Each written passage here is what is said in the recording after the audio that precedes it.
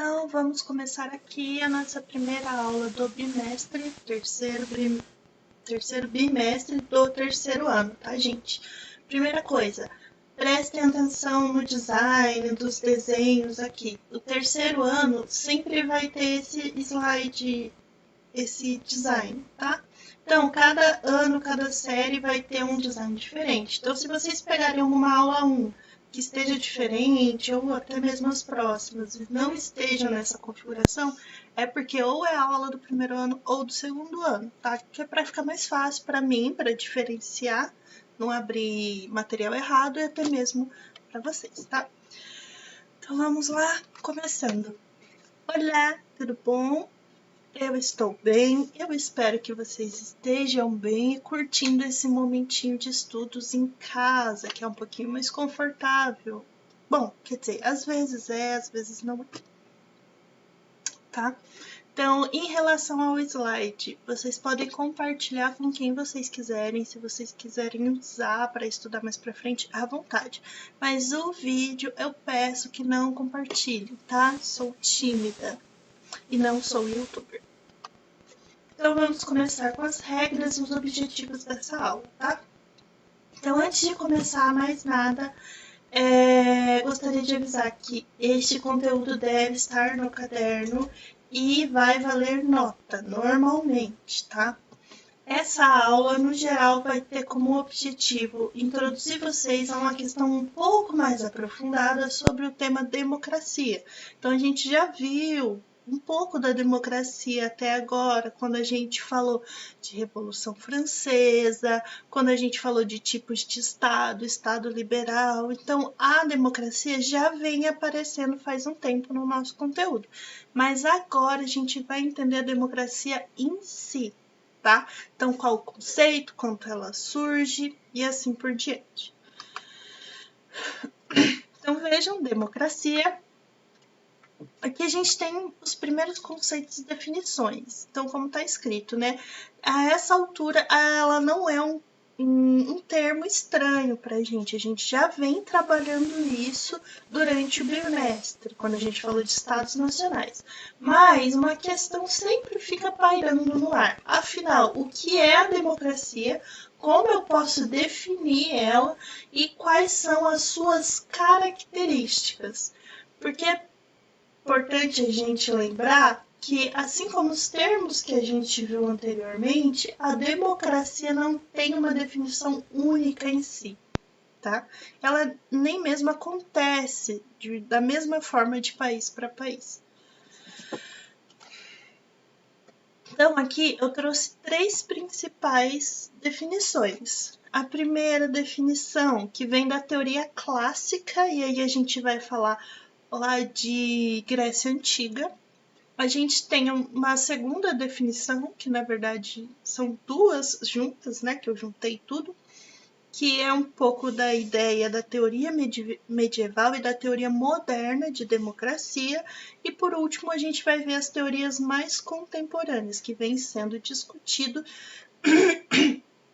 atualmente. Então, começando pela teoria clássica, tá? O principal autor da teoria clássica vai ser o Aristóteles. E aqui a gente vai estar falando basicamente da Grécia Antiga. Então, aqui também acompanha outras nomenclaturas. A teoria clássica também pode ser chamada da democracia direta, tá? A democracia direta ou essa primeira definição de democracia, ela pode ser entendida como governo do povo, ou outros chamam de governo dos números, que é a maior parte toma uma decisão após um debate e essa decisão está posta sobre os demais. Aqui a gente parte da ideia que todos os cidadãos terão seus direitos garantidos e poderão participar ativamente do debate público e das decisões. Provavelmente vocês já devem ter ouvido falar em história ou até mesmo em filosofia da Grécia Antiga que existia um negócio chamado ágora. A ágora era nada mais, nada menos que um local público em que os cidadãos gregos iam e discutiam as questões da cidade, né? Então todos os cidadãos gregos iam lá, discutiam, debatiam para saber como resolver problemas perdão, comuns da cidade, né? Lembrando que aquela época era uma cidade-estado, então a cidade, de certa forma, seria já um país, né? Então, ali todos poderiam participar.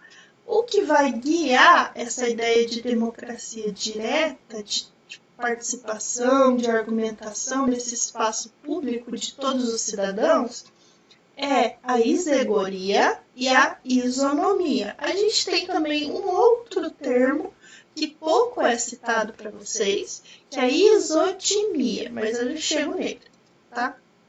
Então vamos lá. Isegoria nada mais é do que o direito de expressão. Todos poderem se expressar igualmente, tá? O direito de isonomia quer dizer o quê?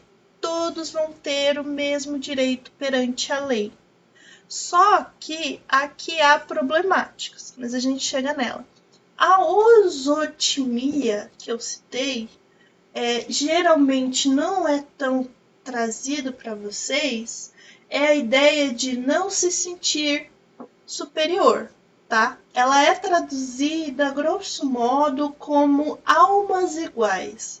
Então, como que a ideia de direito de expressão e direito de igualdade perante a lei pode acontecer de uma forma, digamos assim, que tranquila nesse ambiente público da Grécia, mais especificamente, a partir da isotimia.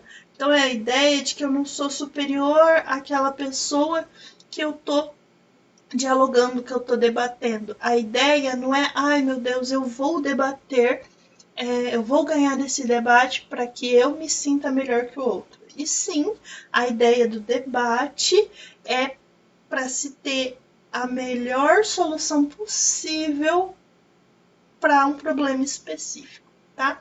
Vamos supor Monteiro Lobato quando caiu o muro, ok?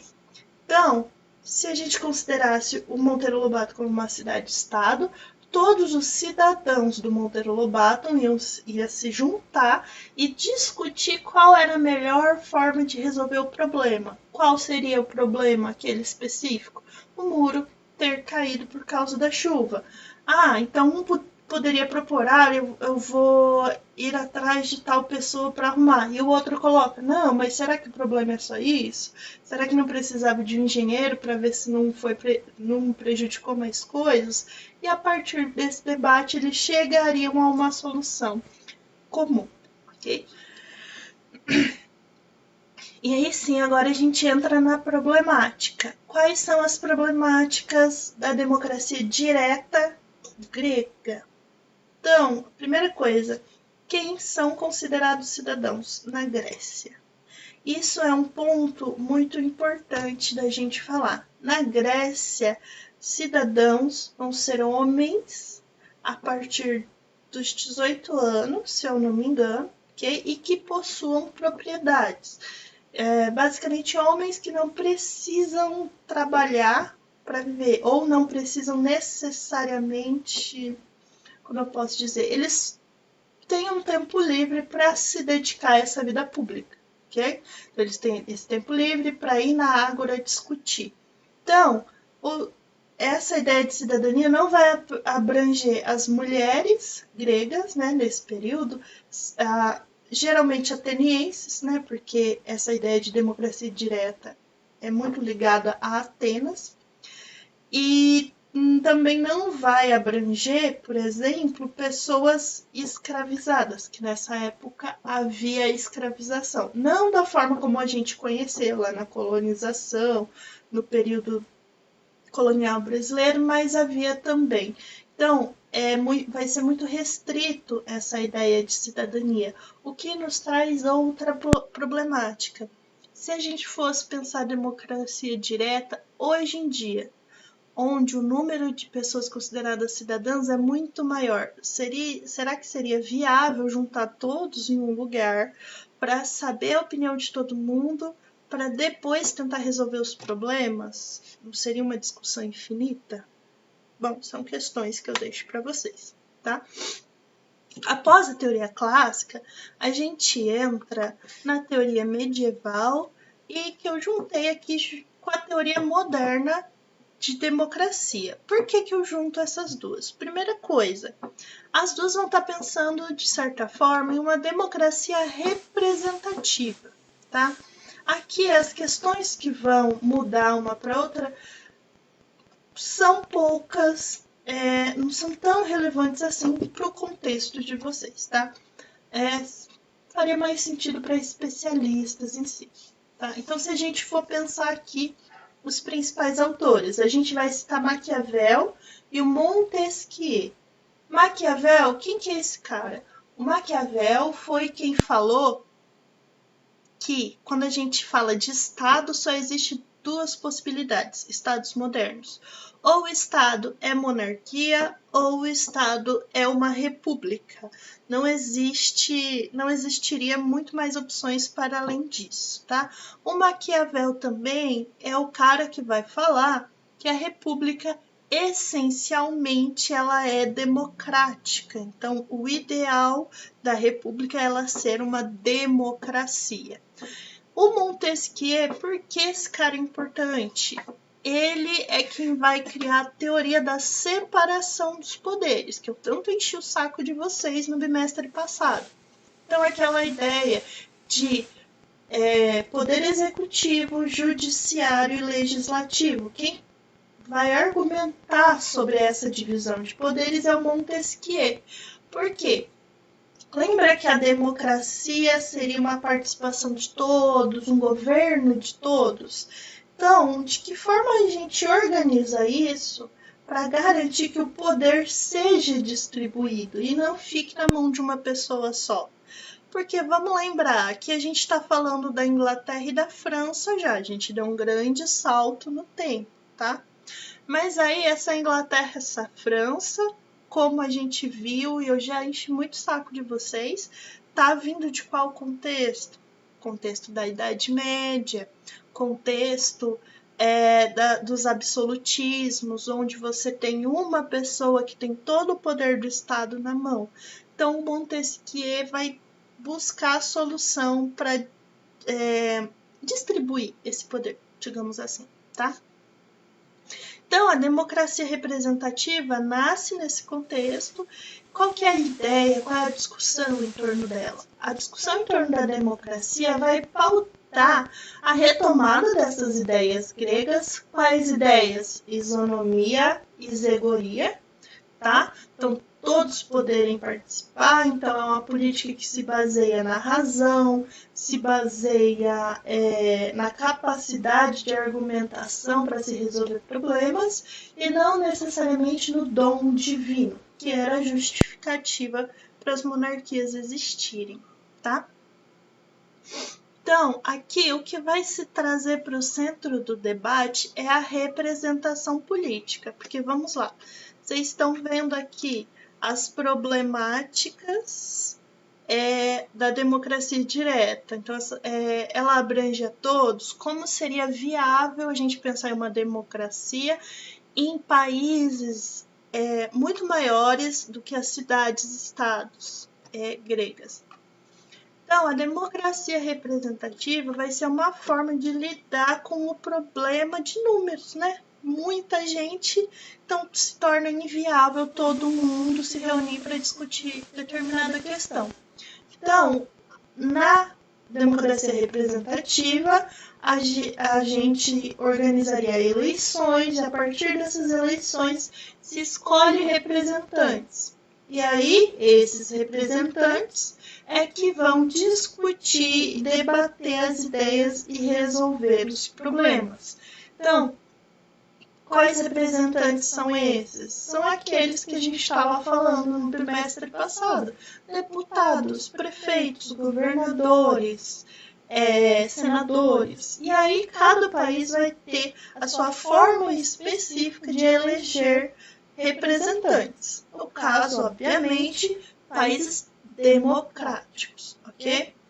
E aí, por que eu ainda mantive essa separação de teoria medieval e teoria moderna? Porque vamos lá, A teoria medieval da democracia representativa, ela vai falar, ela vai falar o quê?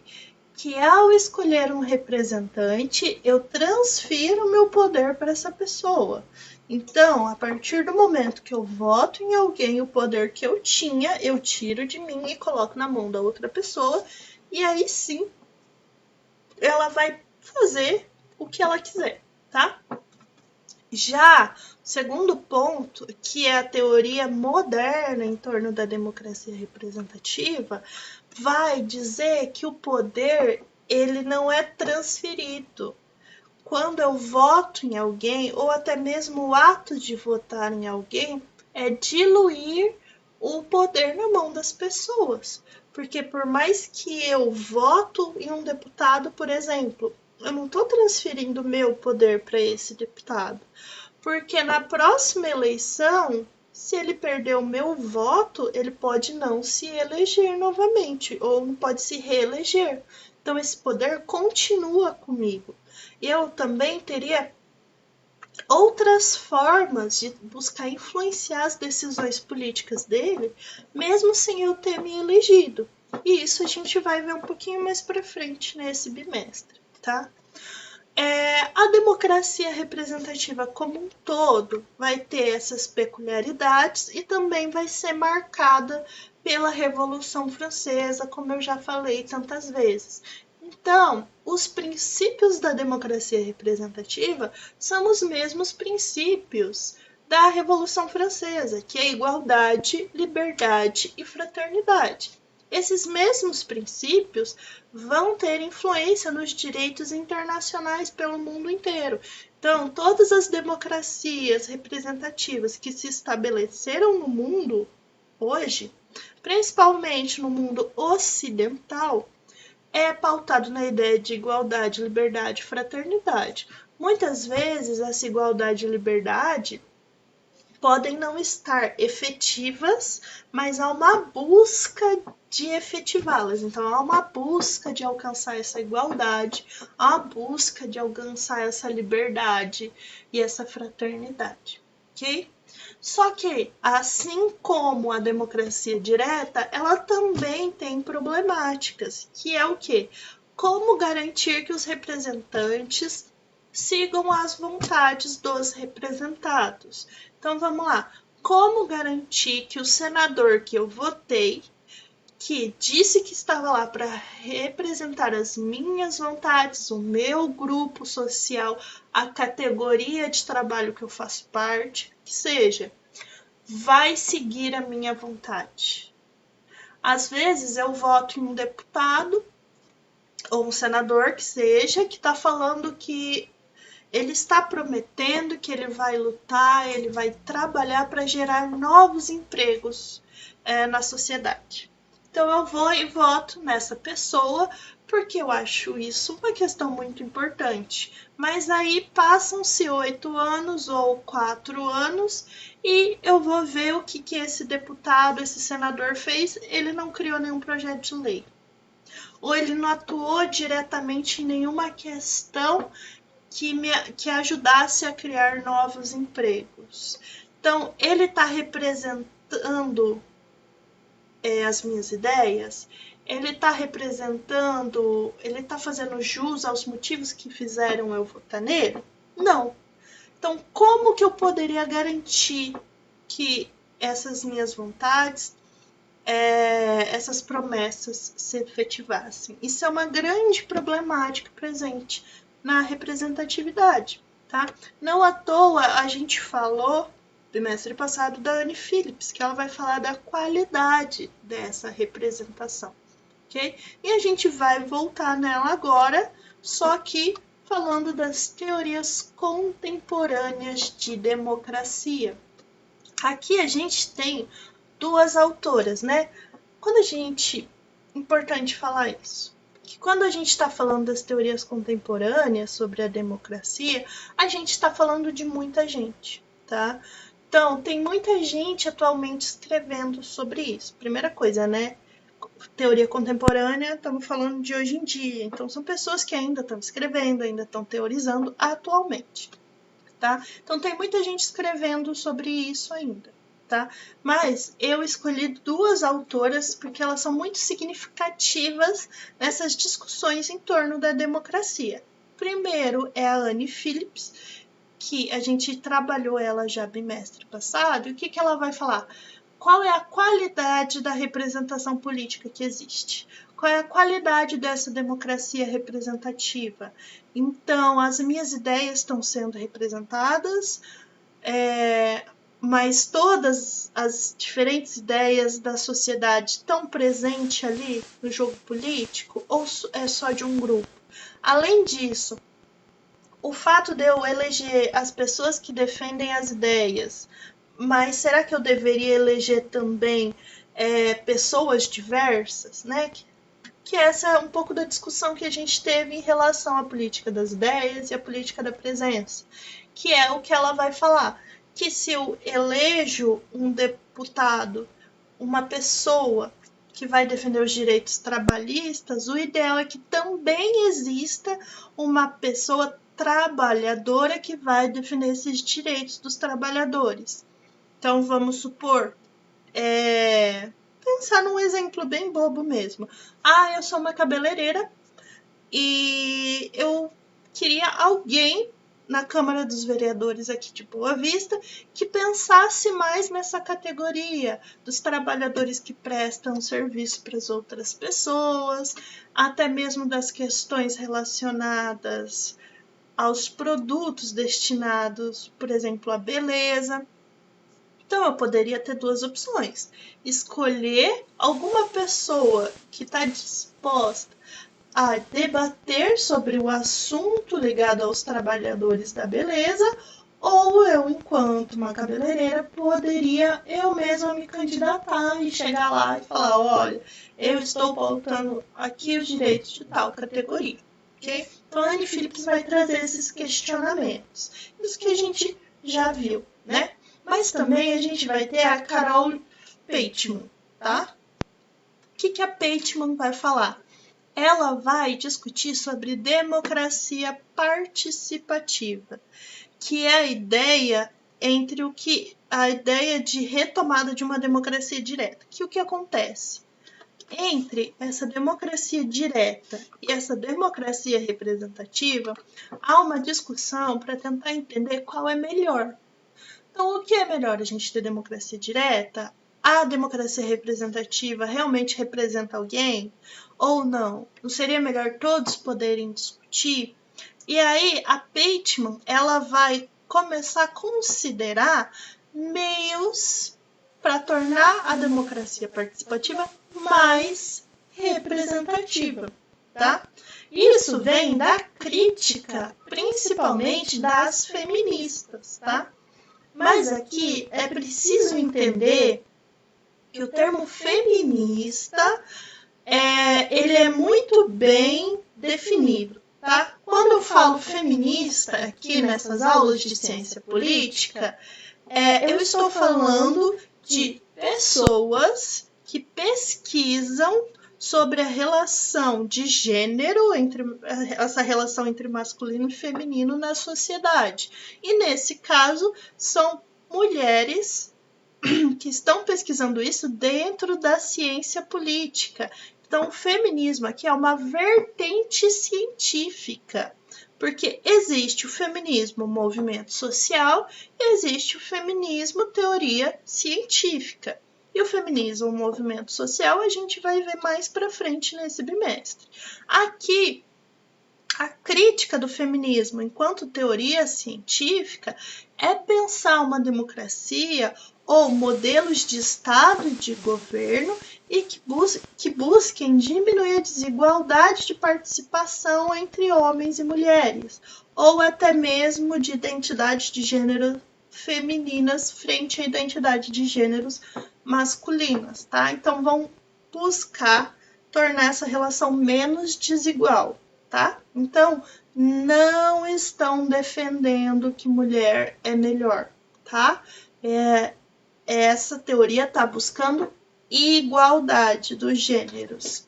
Então, voltando à questão da democracia participativa, é a ideia de questionar a qualidade da representação e criar ou discutir as possibilidades de novas instâncias de participação direta nessa democracia representativa.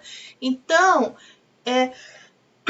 buscar participar do jogo democrático para além do voto, tá? Então a gente ainda continuaria tendo a noção de, eu vou lá, voto, escolho um representante, mas junto disso também se criariam outras formas da gente participar dessa democracia, tá?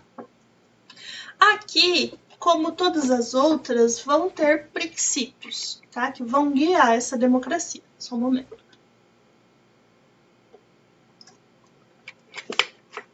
O princípio aqui é o de universalização dos direitos para toda e qualquer pessoa. Porque vamos lá, a gente tem isegoria e isonomia, a gente tem igualdade, liberdade, fraternidade, mas a gente sabe que na maioria das vezes, na maioria em séculos de história, essa igualdade era para um grupo específico de pessoas. Essa liberdade era para um grupo específico de pessoas. Aqui na democracia participativa, o princípio de universalização é levar esses direitos para todo mundo. Não importa se você é riquíssimo ou se você é muito pobre, ou até mesmo uma pessoa em situação de rua. O que importa é que esses direitos cheguem a todas as pessoas.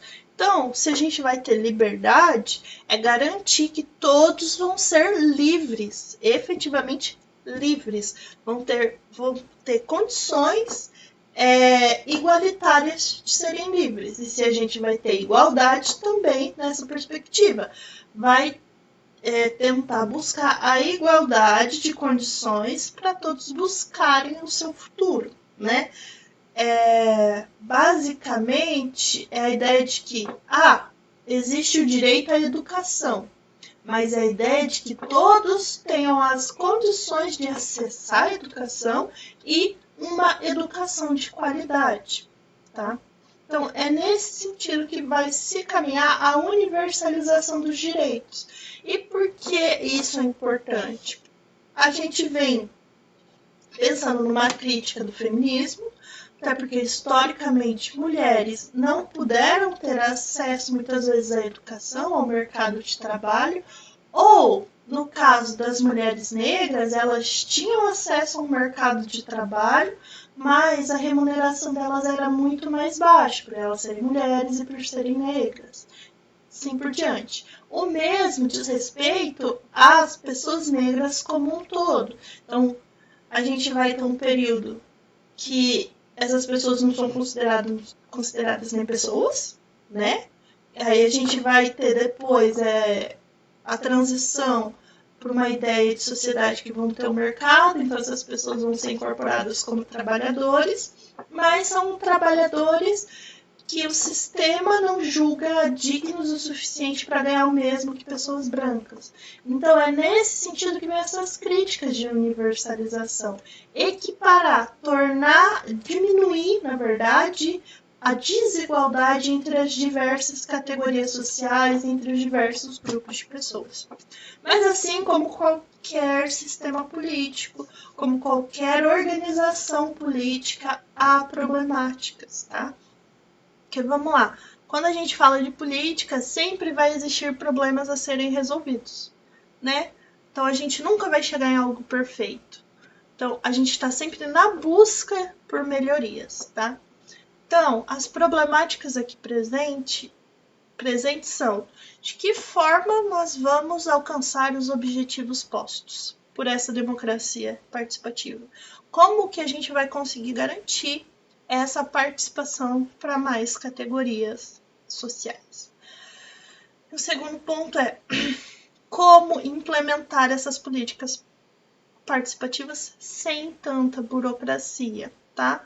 Porque tem uma ideia muito presente junto com a democracia participativa é que as tomadas de decisão se tornam mais lentas, mais burocráticas, porque se deve consultar tantas pessoas, né? Não depende da vontade de um, dois ou três que vão sentar, discutir rapidamente e dar uma canetada.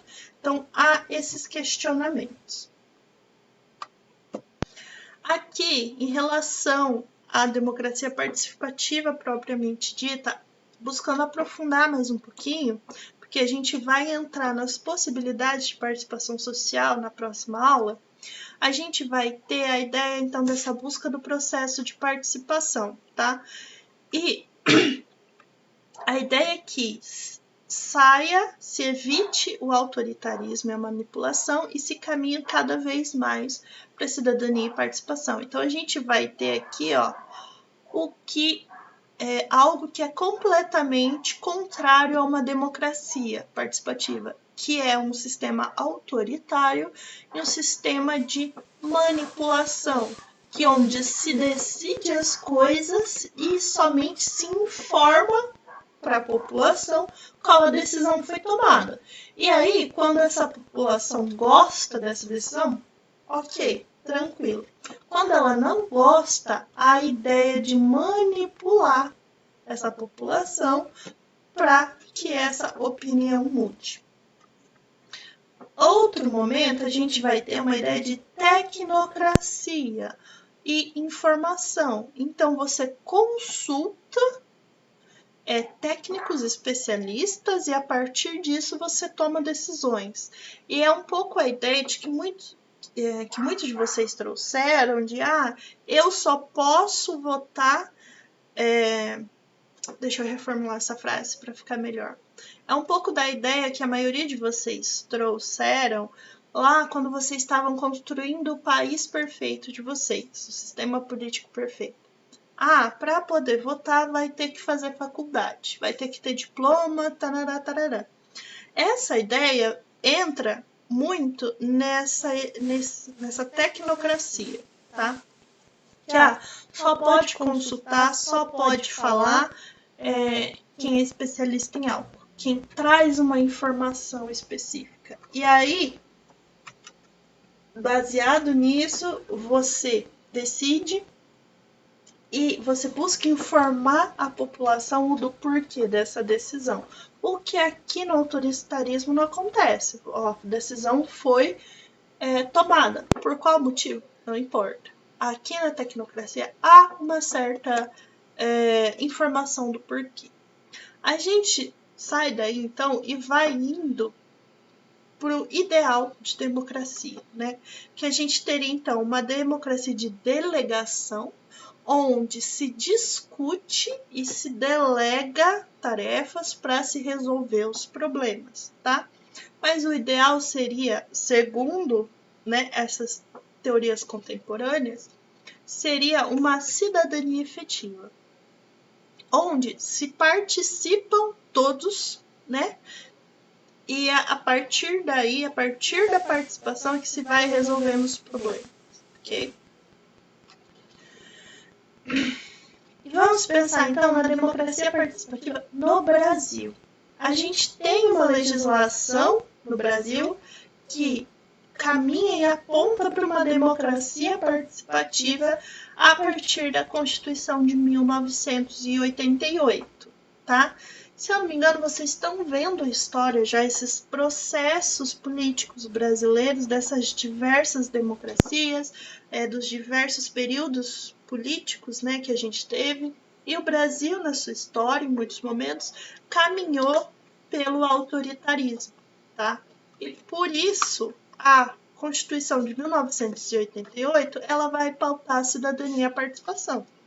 Não à toa a nossa Constituição é chamada de Constituição Cidadã, porque ela é elaborada durante 3 anos, então ela fica 3 anos em discussão de diversos setores da sociedade, discutindo, conversando e negociando para chegar nesse produto final, que é a nossa Constituição, que ela foi pensada para ser cidadã, democrática e ampliar a participação da maioria da sociedade, daqueles que se interessam, né? Então, de acordo com a Constituição de 1988, ao cidadão seria dada a possibilidade de desenvolvimento integral, liberdade de participação crítica, então eu posso participar e eu posso fazer minhas críticas, tá? No sistema político e condições de igualdade econômica, política e social. Então é a ideia de garantir que todos tenham a mesma possibilidade para participar. E quais foram os meios práticos de buscar efetivar uma democracia participativa? A gente vai ter associações de bairros, conselhos gestores, plebiscitos e referendos, fóruns de discussão, audiências públicas, consulta pública, entre outros. O que vai ser a associação de bairros? É quando um grupo de moradores de um bairro se organiza e a partir disso eles escolhem alguns representantes e essas pessoas vão resolver as questões do bairro. Vamos supor que o presidente da associação do bairro é do Pedra Pintada. Então, seu Zezinho lá foi escolhido. Aí o que acontece? Dá uma enchente e esburaca não sei quantas ruas, entope bueiros, aí vai lá seu Zezinho levar essas demandas da associação de bairro para a prefeitura, tá? Os conselhos gestores, geralmente, eles vão ser mais especializados. Então, a gente vai ter um conselho gestor para cada questão específica. Então, a gente pode ter da juventude, a gente pode ter das cidades, os conselhos gestores agrícolas e assim por diante. No Brasil, vão ter vários conselhos gestores. A gente aprofunda um tiquinho na próxima aula. A gente também vai ter os plebiscitos e os referendos, e aí vocês que vão descobrir a diferença, e eu vou trazer isso para a próxima aula. A gente também tem os fóruns de discussão, que é onde as pessoas vão discutir as questões, colocar as problemáticas, então trazer, começar a pensar nas possibilidades de ação frente a um problema. Tá? A gente vai ter também audiências públicas, que é onde se pergunta para as pessoas o que elas querem e se delegam. Dali saem decisões. Por exemplo, as escolas militarizadas, elas se tornam militarizadas a partir de audiências públicas. Então, são feitas audiências públicas com os pais, alunos de determinada escola e a partir disso, a partir da opinião de todo mundo, né, que eles preferem, é que sai, então, essa decisão, se militariza ou não uma escola. Por último, a gente tem as consultas públicas. A última, né, em relação à educação, que está acontecendo, que aconteceu, se não me engano, é em relação ao novo ensino médio. Então, uma consulta pública para alunos, pais, professores, especialistas em educação, o que eles acham sobre esse ensino médio para buscar propor soluções. Ok?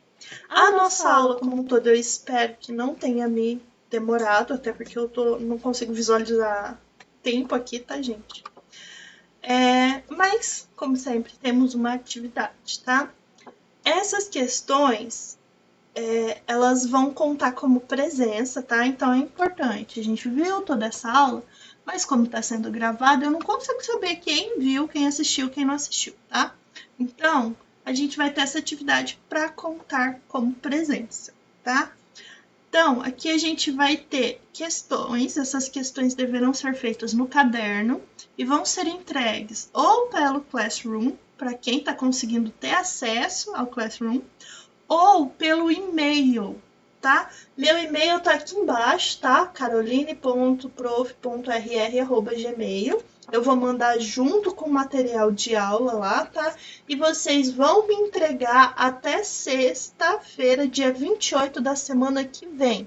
Como eu só consegui disponibilizar essas aulas hoje para vocês, hoje na sexta, dia 21, eu espero que eu consiga, né?